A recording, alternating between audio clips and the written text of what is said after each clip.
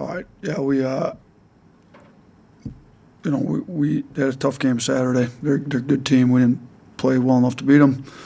And good thing about basketball and conference players, you get to turn around and play right away again. So we get to go on the road and test ourselves against one of the better teams in the league, one of the better teams in the country, to be honest with you. And there's no real easy games left on our schedule.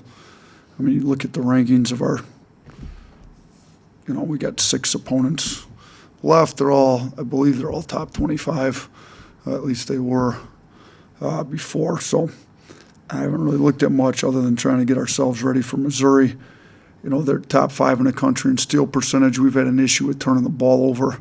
So that's a major issue going into this game. Can we take care of the ball so that we're not sending them layups on the other end? Their transition offense is one of the best in the country. They're first in the SEC. I think second in the country in free throws made per game. So we've had an issue with fouling. So a lot of the stuff they do well, we at times this year have had an issue with. Maybe not every game. I thought we did a good job taking care of the ball against Auburn with only 7 turnovers, but we've had 20, close to 20, too many times. So the turnovers, the fouling, Caleb Grill's second in the SEC in three-pointers made, and he shoots it really well. We've given too many good shooters career nights. Going back to Eagles staff, Hubbard, we've got to get – I didn't even think we did a great job against some of the shooters that Auburn had, getting them off the line. So our defense on Grill's got to be better. We got to be able to guard them without fouling, and we got to take care of the ball on offense because their points off turnovers and steal percentage is one of the better in the country. So those have been the points emphasis, and it's got to be more of one of those deals where can we bounce back after a tough loss with the proper mindset. And I referenced last year, I was a little disappointed with our leadership last year, after the Tennessee game, going into Florida, have some of our guys this year grown up and matured since last year. Have some of the new guys, can some of the new guys that we've got provide better? And based on yesterday's practice and today's practice, I think the answer is yes. I think some of the guys that were on last year's team that kind of wallowed in self-pity, if you will, after the Tennessee loss, and then didn't have us ready to go against Florida, looked a lot better yesterday in practice than we had last year. And I think some of the new guys got a good disposition about them to help us in that regard. So, I liked our leadership yesterday in practice. We were a lot shorter today, but I thought today we picked it up, got done what we needed to, and we'll be ready to go tomorrow. What makes Dennis Gates so unique in terms of just kind of finishing without a win in SEC play last season, but is still able to achieve like a top-notch recruiting and transfer class? Yeah, I mean, Dennis is, before he got a head job, he was one of the best recruiters in the country, and still one of the best recruiters in the country as a head coach. So it's not shocking that he was able to still put a good recruiting class together even after, like you said, not being able to get a conference win. Sometimes injuries, bad luck, whatever it is, because he did a really good job in year one. I think he was coach of the year, I thought, or he was in the votes for it. I can't remember exactly 2 years ago. But he did a great job in year one. And then, they obviously struggled last year, and then that to be able to bounce back, to, like you said, recruit the guys that he got to come in, and then B, to get the mindset, get the culture, get the attitudes of the team to be back expecting to win. I mean, this team looks like they've got as much swagger as anybody in the country coming into this. They expect to win. They're 16-1 at home. They've gone on the road and won big. This is a team playing really well. Nobody would have any idea that this team didn't win a conference game last year based on how they've performed this year. Throughout what they look like right now, because they're one of the best teams in the country, and they're certainly one of the best teams in our league. Coach, you mentioned that there's no easy game left on your schedule. When you look at these next 6 games, instead of focusing on how tough they are, what are some advantages that come from rounding out your regular season with a gauntlet like this?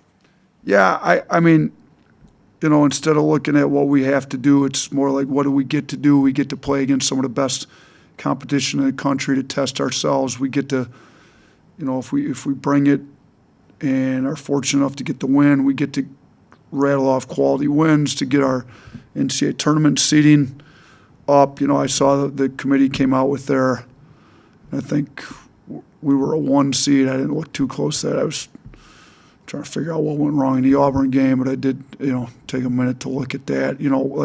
Can we keep our 1 seed where it's at, which gives us the best chance to make a run to the Final Four? Well, we got plenty of opportunities to do that. So, and we've also got plenty of opportunity to prep ourselves for the SEC tournament and the NCAA tournament, both with playing very good teams. And I'm looking at them. Missouri's, it's somewhat similar to Kentucky, and they both shoot a lot of threes and try to play up tempo, but they're a lot different too.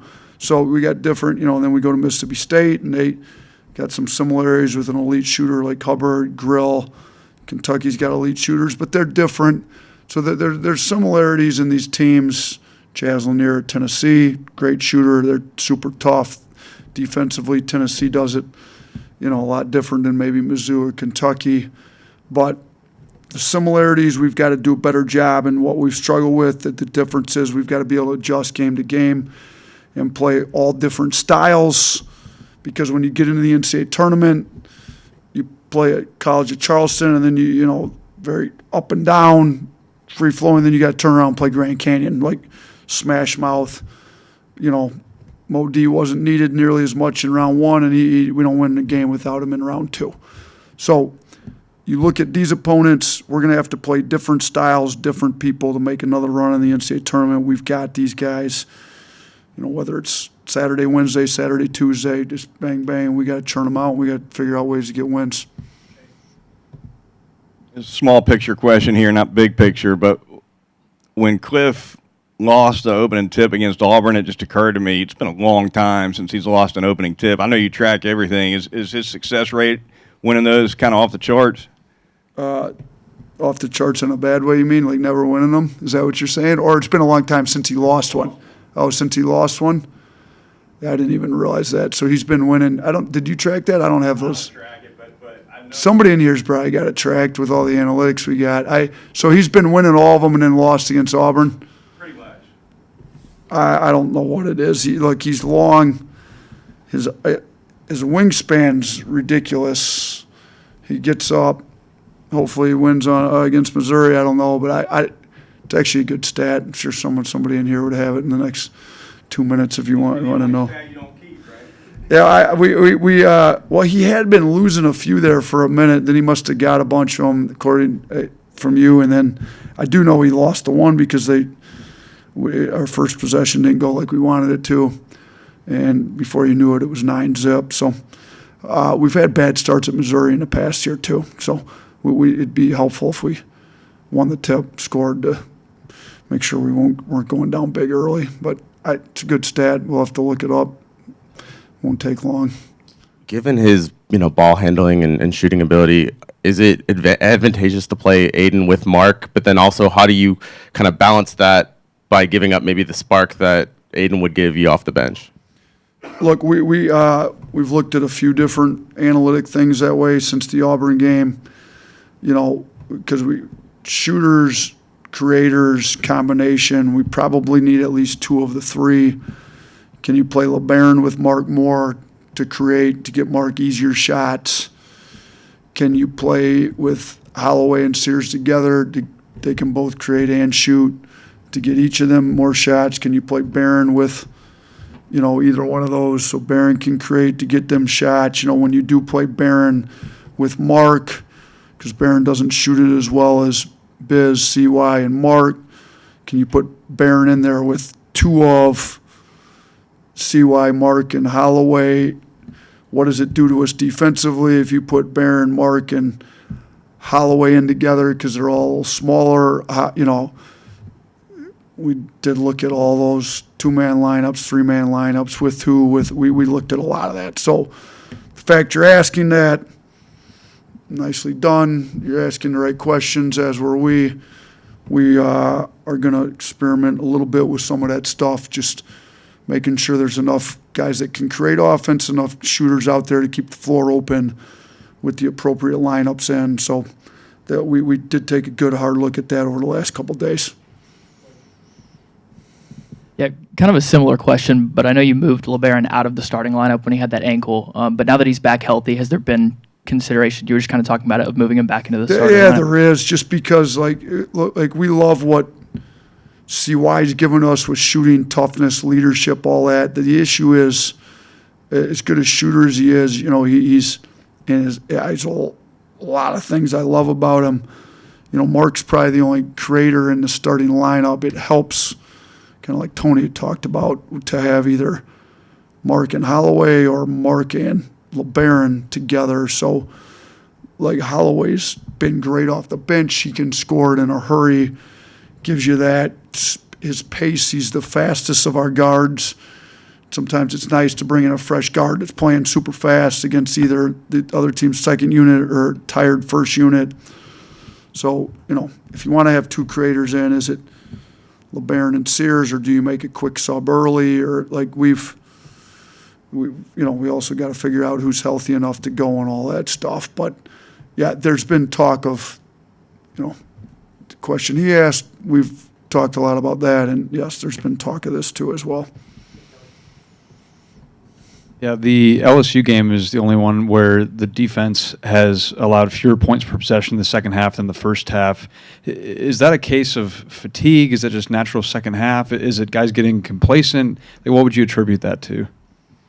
I like that we've got a analytically driven media, because I didn't know that stat, so that's a good one for me to go look at a little harder.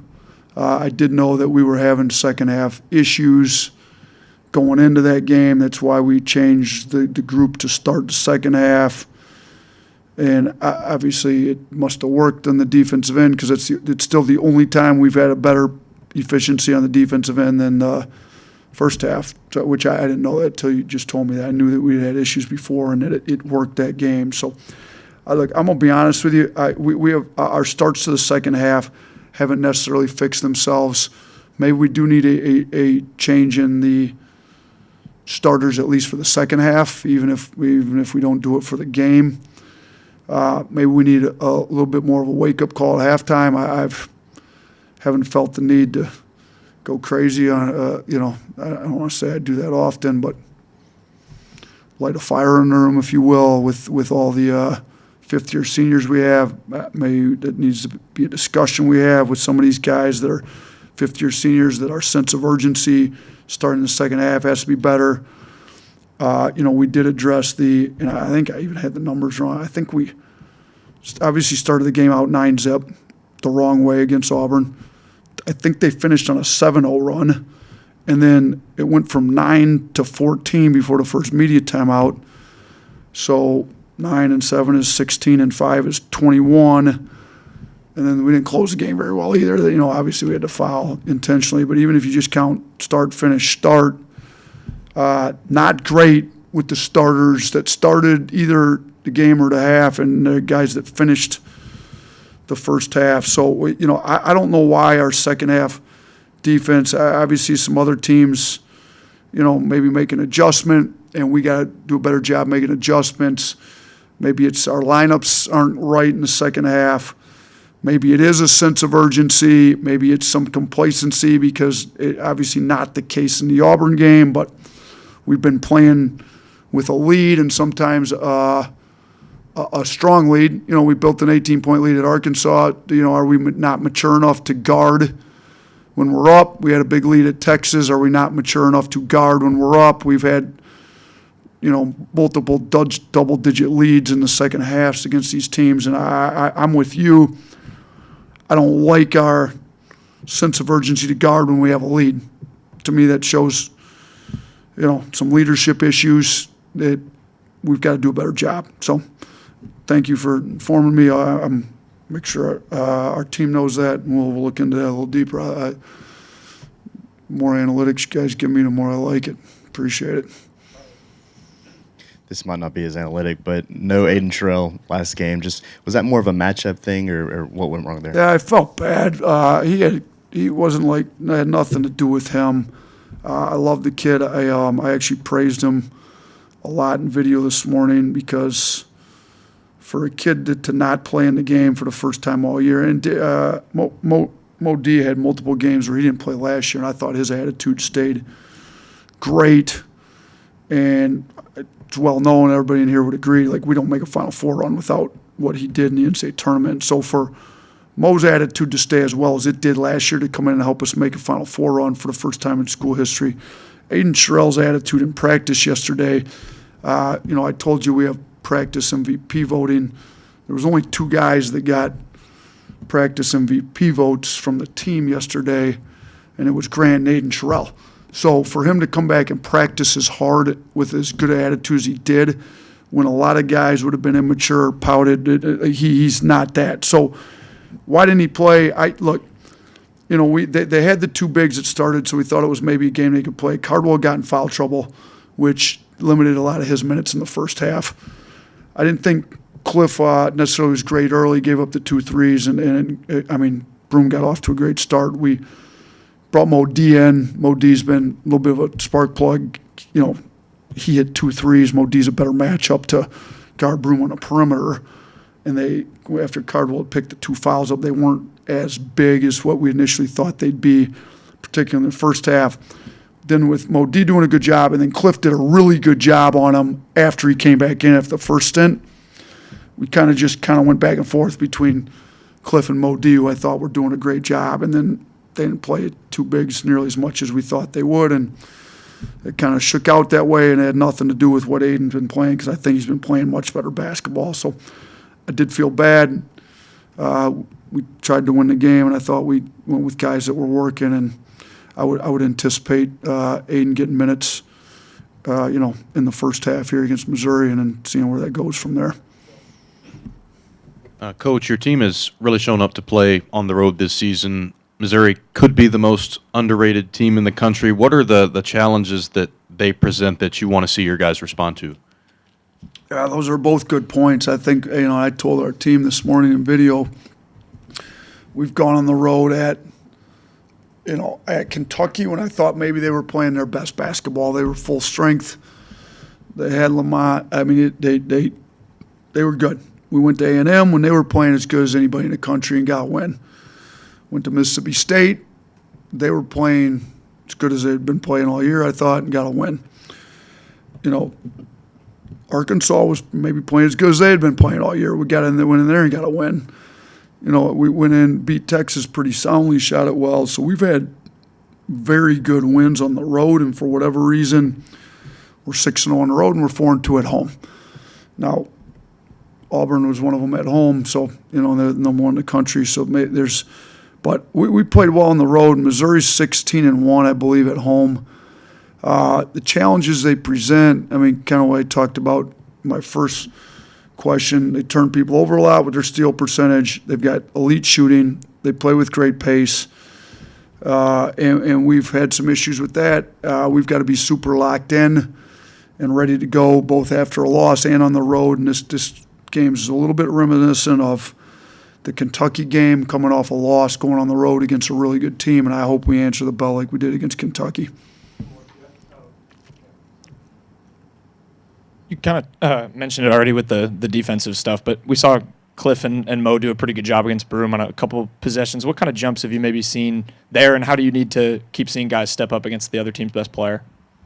Yeah, we've had issues with giving up career highs to other teams' best players, whether they're guards, Dylan Harper, Eaglestaff, Hubbard. I think there's been a few others. And it's been a little disappointing on our defense. I thought, Broome had a very good night, 19 and 14, but I think he had 8 quick ones, gave up a couple threes that he's not a bad shooter at all. He's also, his percentage was, I think, high 20s coming in the game, just under 30 if I remember correctly. So it wasn't like that's where he's been killing people. He was making less than 1 a game. So we weren't as worried about that. And then he hits a couple, and I thought his sense of urgency wasn't great. I thought after he got the first 8, we did a much better job from most of the guys that ended up being on him. He still ends up with 19 and 14, which is why he's, one of very few players being talked about for National Player of the Year. But I do think Cliff's gotten better. The Kaufman-Wren debacle at Purdue was not good, obviously.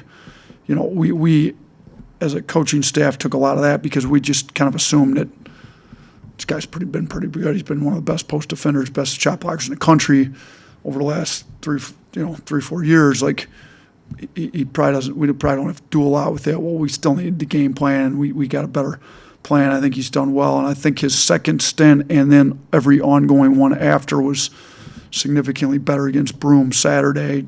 You know, Mo Diabate's going to play hard. You know, he hit a tough fadeaway on Mo D. You know, he's given up a little size on him, but I thought he didn't do a bad job either. So I think some of our guys are starting to step up, meet the challenge of stopping some of these other guys. And we've got one today, or tomorrow. Bates is their leading scorer. He's a very good player. Caleb Grill is one of the best shooters in the country, not just in the SEC, and we've got to do a really good job on them. And they've got some other guys that are pretty good as well. Yeah, just with their three-point shooting ability, you got Darian Reed back. What did you see from him in the Auburn game, and how big is like having an extra length guy like that to kind of maybe defend some of that? Yeah, so look, so Darian had the hamstring deal, and it's one of those things where you don't want to bring him back too early, and we thought we'd rest him well enough. Well, it kind of flared up again after. He played limited minutes against Auburn, but he's been out of practice. We're checking. He's getting MRI, second MRI, or a third one in the last few weeks.